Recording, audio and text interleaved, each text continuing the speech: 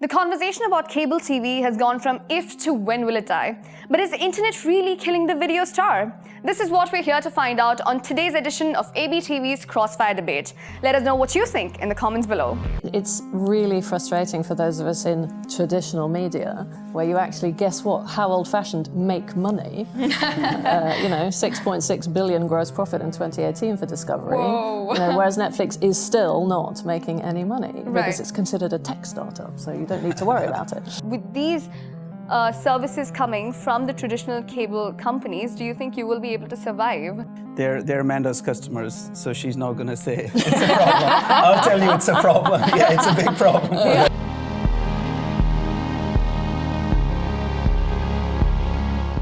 Welcome back to the show. So here's a question for the audience. How many of y'all think that cable TV, mainstream traditional TV, is dead today? Show of hands, please.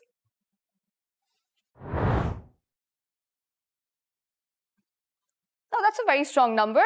Well, thank you for joining us today. In the sets right now, we have Amanda Turnbull from Discovery Communications and we have Maaz Sheikh from Starzplay. Thanks so much again for joining us here.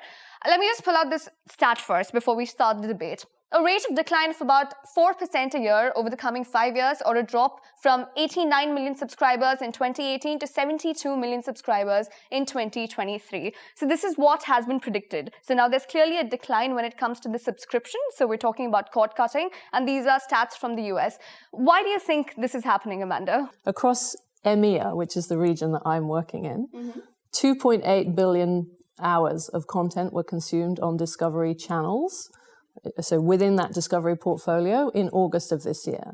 So of those 2.8 billion hours, 144 million were people watching on non-linear, so on streaming, on catch-up, on VOD, and whatever. But 267 million people were watching on traditional linear. Okay. So whilst I can see where you're going with the debate, I think that it is more nuanced and it's a question of finding the people in the right way. Another example, perhaps, in the States, where we have 17 TV Everywhere apps with 85 million households, 200 million connected TVs and devices. 60% of the audience is 18 to 34. Okay. And they're watching an average of 106 minutes. So, I just think it's a question of how you watch. To me, just to add to what Amanda was saying, I think there's 2 or 3 trends that are happening at the same time that's contributing to this change or evolution, if you will. I think that the most important thing is you have a breakthrough technology. You have combination of internet, smartphones, and now streaming technologies, the underlying streaming technologies that are truly breakthrough in nature. So that's perhaps the first fundamental shift that's happening. The second one that quite often doesn't get appreciated as much is the age demographics are changing. So the folks that really built the cable vision, right? They are in their 50s and 60s now. So if you look at the millennials and where the youth is going, that's where the future market is. And that's perhaps the biggest driving factor in this part of the world that we live in, where, places like UAE and Saudi, 60% of your population is under 30. And I think the third factor is the linear television itself, the industry itself, hasn't done any favors to itself. Whatever was left of that industry, they're doing it, they're contributing to its decline faster. Right. Are you talking about content-wise or business model-wise? Business model-wise. No, I mean, folks like Disney and Discovery, they're sitting in very, very envious positions because they sit on very powerful content and very powerful content library. So regardless of how the trends shift, they still have a product that they can monetize. They just have to monetize it differently. So have we seen this whole cord cutting happening? I mean, there are, of course, a number of reasons, some of which you just mentioned. But payment and subscription charges were one of the key reasons. Yeah. But then on the back of that, Cox has a plan that costs around $35 per month, and Charter has a $45 per month plan that serves up to 125 channels. But if cost has been one of the predominant factors, then would you say that cable TV with these reduced costs could get back its appeal? It's not just about cost. What are you buying? What do you want? So, when you go to Netflix, you're going to get everything. It's like going to a supermarket. When you come to Discovery, for example, and we've just announced that we're going to be launching Food Network Kitchen, which is a food app specifically with, 800,000 hours of recipes, 25 live demonstration classes a week, fabulous chefs like Martha Stewart, Rachel Ray, Bobby Flay, the ability through Alexa to connect into your shopping list and have your groceries delivered by Amazon, all of this sort of stuff. This is, you are going to be prepared to pay for that. Why? Because you are passionate about food. Now, at the moment, you don't go to Netflix for food. Right. If you want food, you come to Food Network globally, or Fatafit in this region. So I think that it's not so much about the pricing, it's what you feel you're paying for. I would say that there is a question around the business model in terms of how many of these services is one individual going to subscribe to. So at the moment, you've got, I think it's about 3.4 on average in the States, services that people are subscribing to. What's fascinating is, for example, in the Netherlands right now, where Disney Plus has launched its test, what's happening is you're immediately seeing people, they're not getting rid of their Netflix subscription, but they're watching a lot less because now they've got something else as well. So I think the tension is around, time. How much time are you going to devote? How many of these devices are you going to have? And as Maaz alluded to, what's the business model for these devices? Because if you own your own IP, you're in a so much better position because you don't have to rent it from somebody else. Right, clearly. Yeah. So one of the things that most of these mainstream cable companies and channels, one of their upper hands is that they have complete control over the content. Unlike, for example, Netflix, Starzplay, etc., most or a lot of your content isn't your content. So I think to your point about the new pricing plans, so it's not just about pricing. I think it's about the experience and the convenience as well. And so this is where I feel the incumbent broadcasters are just not prepared for the kind of innovation that's coming their way and the kind of expectations that the new generation and the new audience has. But they are sort of adapting, exactly going back to the example that Amanda gave, Disney, with Disney Plus. They're going to have a lot of control over their content. There's also, let me just pull this up, AT&T and Comcast are about to affiliate streaming platforms. That's Warner Media and NBC Universal. So now they are sort of adapting. So we say that Starzplay in this region especially was a disruptor. You say Netflix globally has been a disruptor. But with these services coming from the traditional cable companies, do you think you will be able to survive? I definitely believe so. I think there's a lot more complexity to that paradigm of innovation. So for this region, for example, you mentioned ability to pay, right? If you're Netflix and you come into this region, treating it like the way they've treated US, which is everyone has a credit card. Well, guess what? Most of the people in the world do not have a credit card, right? The credit card penetration outside of UAE in this part of the world is extremely low. You go to Egypt, it's 5%. You go to Morocco, it's even less. So how do you monetize those customers? And that's an example of the disruptive innovation I'm talking about. What Starzplay did is we allow customers to pay through your mobile phones. So in UAE, you can pay through Etisalat or Du. In Saudi, you can pay through Saudi Telecom, Morocco Telecom. In Egypt, you can pay through Orange. So that, to me, is an example of truly disruptive innovation. And it gives companies like Starzplay, the true disruptors, a huge head start over others, whether it's Disney Plus or HBO Max in US. All right, let me just again go back to content, and I'll come to you for this. So Netflix had to cancel One Day at a Time. The second season of the first was cancelled by Hulu, and then we saw the whole fiasco around Friends, and I think they had to pay a reported $100 million to just keep it with Netflix for another year. So the expenditure is huge. On another spectrum, most of the original content that's produced by Starzplay, Netflix, etc., that is again paid for by them, including marketing, production, etc. Yep. So the expenditure is so huge. So where is the sustainability when it comes to the streaming services?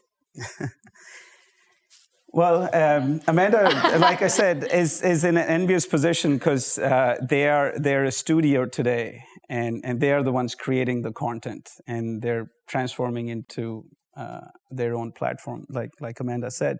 For someone like us, it's a balance. I mean, it's just like any other business where you're acquiring the raw material, and there's an end consumer that's willing to pay a certain price for that experience.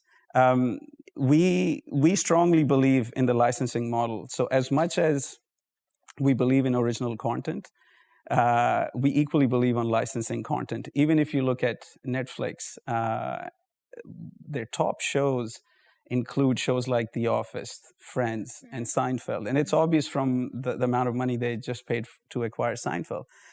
And we think those types of established shows and franchises perform extremely well. And for example, on our service, Grey's Anatomy, 13, 14 years, still doing really, really strong. Yeah. So would I direct that investment from Grey's Anatomy to our own original show? Probably not, right? Because it's a proven model. So I think there's definitely an opportunity and a business to be created specifically focused on licensed with pockets of original content. Right. But if you're going to go spend billions of dollars in original content, that's when it starts to become a problem, and that's where Netflix finds itself now. Right. Yeah, Amanda? I mean, just to pick up on that, I mean, it's really frustrating for those of us in traditional media, where you actually, guess what, how old-fashioned, make money. 6.6 billion gross profit in 2018 for Discovery. Whoa. Whereas Netflix is still not making any money because Right. it's considered a tech startup, so you don't need to worry about it.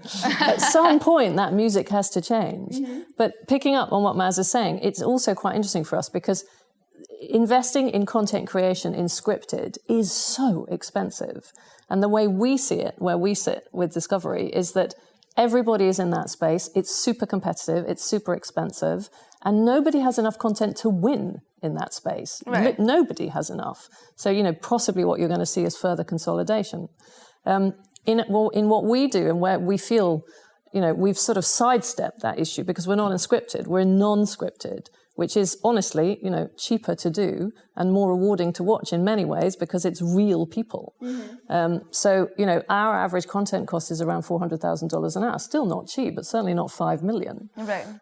So that's the first thing I would say. I think the other thing, to pick up on your point about innovation, absolutely crucial, completely agree with you.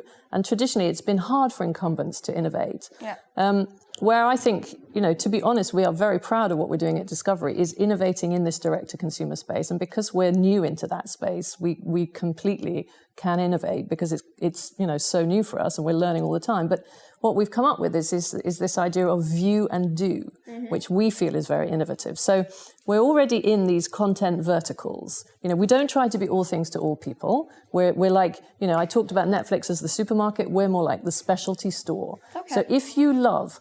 Let's use golf as an example, okay? Probably none of you have a clue what I'm talking about, so should choose something more relevant, apologies, but golf, right? So if you love golf, we are the global home of golf. We've bought the PGA Tour rights everywhere. We have Tiger Woods giving you golf lessons in our new Golf TV app. Mm-hmm. So you can watch all the majors, but you can also get a golf lesson from him and his caddy. You can't get that anywhere else. Or if you're in Italy, it's Molinari. You can book a tee time at any club, anywhere. You can have lessons. Eventually, you're going to be able to, buy all of your clubs and so on. So this is this idea of, it sounds very cliche, this, but it's so important to us, is empowering people's passions. Right. And it's in this vertical area. So it's very deep. It's very specific. And we feel that we can really win there because we own that. Okay, now just pulling the conversation a little broader, so not just cable and online, because again, you've just explained the whole process to us right now. But if we're talking about traditional and digital as broader spectrum, so obviously traditional earlier had, if we're not looking at print at all, we're talking cable, there's dish, satellite, etc. But then now online has streaming, there's YouTube, there's Facebook Watch, which is getting very prevalent here in the region. Huda Boss, second season doing so well. We spoke about expenditure when it comes to streaming. But when you're talking about revenue and seeking ad revenue, where does the major pie really lay? Let me just pull out this again for you. Companies to spend nearly $130 billion on digital ads compared with about $110 billion on traditional advertisements. Again, this is the US where their traditional media market is very strong with the newspapers, magazines, and all of these television channels. So now we're seeing that in the US. If we're bringing it here to this region, do you think that is a problem for traditional TVs? traditional setups? They're Amanda's customers, so she's not going to say it's a problem. I'll tell you it's a problem. Yeah, it's a big problem for them. Thanks, dear. Now, in all seriousness, I think that things are shifting. I mean, digital advertising and digital marketing gives you a lot more visibility and a lot more measurable performance-based results. So you can have a better sense for how your marketing dollars are doing and how they're being spent. So I think that in itself makes digital marketing and advertising more powerful. But secondly, again, going back to that point about, US, you have an aging population. Here in the MENA region, you have a very young population. So as major conglomerates like Unilever and P&G, they start to market their products to the more youthful demographics here, I imagine they prefer digital marketing over traditional media, because that's where if you look at the stats on how much time we spend on smartphones in general, right, across all platforms from Instagram to Snapchat to browsing the internet, there's some stats that are as high as 6-7 hours a day, right, across all platforms. So that's where advertisers want to spend their money, where the eyeballs are. Right. Also, it's about creativity in advertising, which is a session we're doing next. I'm not sure if a lot of people in this region have mastered the right way to sell digital ads, but that's again a topic for another day. But just talking about TV ad spend right now, ad spending on TV will decline 2.2% this year to about $71 billion. But the more important point here is owing largely to the absence of elections and big sports events such as the Olympics. So now these are categories when you're talking about live election coverage, live sports coverage, news, politics. A huge chunk of the population globally still rely on traditional TV for that. So do you think these subjects and these categories could keep traditional TV alive? Yeah, again, it's a very nuanced approach, isn't it? And a nuanced answer. So it isn't black and white. It never is. I agree with what Maaz is saying about digital advertising. To give you an example, I know we're not supposed to agree, but I do.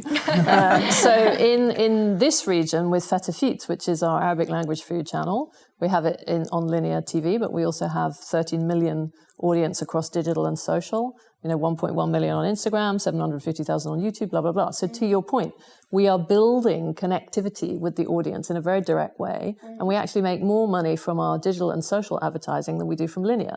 So, there you go. On Fatafit. On Fatafit. But what I would say is, to your other point, sports, for sure. There is still things that are live event TV, and a lot of that is sport. Right. In Europe, Discovery owns the rights for the Olympics for the next 10 years, summer and winter, and we put that onto Eurosport, which again is a direct-to-consumer product, biggest sports app in Europe, 52 markets, and we totally expect to monetize that. Because it is, event television is still important. Right. So is this because of consumer behavior and just habit, essentially? I think it's about, yes, to a certain extent, but it's also about passionate content that everybody wants to see at the same time. It's talkable. Everybody wants it. You know what happens with the Football World Cup, this sort of thing, however you're going to watch that. That's another conversation. But certainly there is still things in television which are event-driven, need to be watched at that time. Great. So I agree with that completely. But then now we've seen a lot of clubs, for example, La Liga is going to Facebook Watch and they're trying to stream it on Facebook. For me, the only reason I don't watch it on Facebook right now is because of quality and speed. I don't get that sort of quality. But now with the advent of 5G, that is sort of going to change. So do you think more technology and newer emerging technologies is going to change our viewership habits as well? I will go back to Clayton Christensen's book about Innovator's Dilemma again. In this book, he also talks about, so there's a lot of focus on consumption, right? But he actually focuses on unconsumption or lack of consumption, non-consumption. So what he's trying to say is, so you look at this part of the world, right? So there's about 60 million homes here. Yet the pay television, or as you call it, the cable penetration in US, right? Here, the pay television penetration was less than 10%. Some argue it's even 5%. And so what are the other 90 or 95% of the homes doing? And that's and there's a reason for that. And there's what he talks about is there are barriers. So it could be accessibility barriers, right? So people just cannot find the service, or it could be pricing barriers. So to me, all these innovations, whether it's Starzplay launching its service at a certain price point and making it available through the devices, it's essentially breaking down these barriers that have removed these accessibility or affordability barriers that people in audience had. And same thing with whether it's La Liga or EPL or NBA launching their own services. They're essentially trying to reach more and more people. They're trying to break those barriers and that in itself creates disruption. Because the traditional model of you got to put up a dish and someone's got to come to your home and put up a cable and stick a box, that's a barrier. Not just in terms of pricing, but also from an experience point of view. All right, what do you think? Do you think, again, with what Maaz said, technology being a disruptor in the way consumption takes place? Yeah, I mean, technology is always a disruptor. I think it's to be welcomed if what we are trying to do is get content into people's hands in any way that is appropriate. Does anybody have any questions right now for our two speakers here? So in this region, Ramadan is a very important time of the year. And there's big budgets thrown on producing huge shows that are both on linear and digital. However, a lot of the shows are as well put on YouTube the same day it's out on linear and any VOD. So is this part of the debate as well? Is YouTube competing with the both mediums? Yeah, it's an interesting question. I think a lot of that, a lot of the local productions for Ramadan, a lot of the producers put it onto YouTube. I'm not sure that the TV channels are so thrilled about that. Sometimes the TV channels allow that because, again, it's about monetization. I think it chimes with the point that, if you have great content, you want as many people as possible to see it because the ways of monetizing it are definitely changing. And technology is disintermediating the traditional free-to-air broadcasters. So, they're wanting to build an audience which is more holistic. I think the point I would make about all the Ramadan productions is it's great stuff, but there's so much all at once that, you want to actually spread it out over the year so that you can use it again and again. It's amazing to me in Egypt, for example, that some of it doesn't ever get used again. Mm-hmm. I think that's also got seems to do like a terrible bit... waste. It's also got a little to do with SEO. I mean, Ruhana, you probably know better. But SEO in terms of Ramadan time is when people actually actively go and you're trying to get the eyeballs being more relevant at that particular time. So it's probably like a rat race. Well, I think there's also a realization process with the producers. Rights management. Yeah, exactly. So when you first create the content, the idea of being ubiquitous and being everywhere sounds very exciting, but then someone's got to pay the bills. And it all boils down to putting it on YouTube. Will it pay the bills? And I think a lot of the producers start realizing that it doesn't. And then they come back to going to encrypted or paid services. So we've seen a lot of producers go through that journey, go through that experience, and then come back to saying, look, I'm not making enough money on views on YouTube. I need to license it to someone. So they'll go talk to NBC or they'll go talk to Starzplay or OSN. Right. But I think it's also a journey and a realization process. So what we've seen now is they'll put highlights, or they'll do what we in the industry call, they'll window it. So they won't put the latest episode, but they'll put 2 episodes older. So they're using it as a marketing tool essentially for the main show. Yeah, marketing as well as monetizing whatever they can. Yeah. Wouldn't that affect the distribution price? It does. Of the show? So that's absolutely a negotiation point when if we are a licensor or buyer of that content, the first question is exactly what we ask is where else is it going to be available? Because people, it's difficult to pay for a service when it's available for free somewhere else, especially digitally. All right, great. So unfortunately, we're running short on time right now, but I think the conversation has changed a little bit, so I'm going to ask the question a little differently.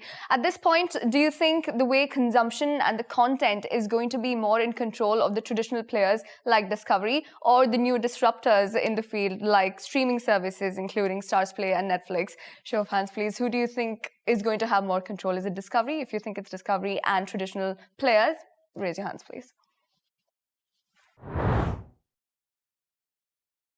All right, great. Thank you so much for joining us here, and thank you to the audience for coming in as well. And thank you for watching ABTV's Crossfire debate. We will be back again next week.